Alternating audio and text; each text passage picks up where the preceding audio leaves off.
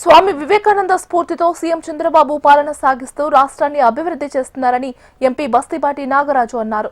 కర్నూలులో స్వామి వివేకానంద జయంతి సందర్భంగా MP Nagaraju Panyam MLA Gowru చరితతో కలిసి విగ్రహానికి పూలమాలలు వేసి నివాళులర్పించారు. స్వామి వివేకానంద ఆశయాలను ఆదర్శంగా తీసుకుని యువత ముందుకు సాగాలని ఎంపీ సూచించారు. యువత నైపుణ్యాభివృద్ధికి రాష్ట్ర ప్రభుత్వం పూర్తి సహకారం అందిస్తుందని వెల్లడించారు.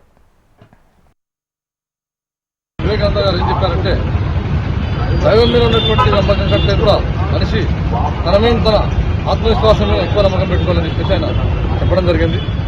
అందులో భాగంగా భారతదేశంలో ఉన్నటువంటి యువతను ఆయన ఉత్తేజపరిచి ఆ రోజు చేసినటువంటి ఆయన కృషి అంతా ఇంత కాదు, యువతంతా మేల్కొంది. అంతేకాక ప్రపంచ దేశాల్లో ఈ భారతదేశం గురించి ఆయన చేసినటువంటి ప్రసంగాలు, ఆయన చేసినటువంటి చిత్తశుద్ధితో భారతదేశం యొక్క గౌరవాన్ని ఇనుమడింపజేశారు. అంతేకాక ఏదైతే ఆయన ఆత్మవిశ్వాసంతో ప్రతి విద్యార్థి ఉండాలని చెప్పారో, ఇప్పుడు కూడా మనం నవ్యాంధ్ర ఉమ్మడి ఆంధ్రప్రదేశ్లో ఉన్నప్పటి నుంచి విడిపోయిన తర్వాత మన గౌరవ ముఖ్యమంత్రి వర్యులు అదే నరేంద్ర మోదీ మన వివేకానంద గారి యొక్క స్ఫూర్తితో అమరావతి నిర్మాణంలో మక్కవోని ఆత్మవిశ్వాసంతో గౌరవ ముఖ్యమంత్రి చంద్రబాబు నాయుడు గారు చేస్తున్నటువంటి కృషి మీకు అందరికీ తెలిసిన విషయమే.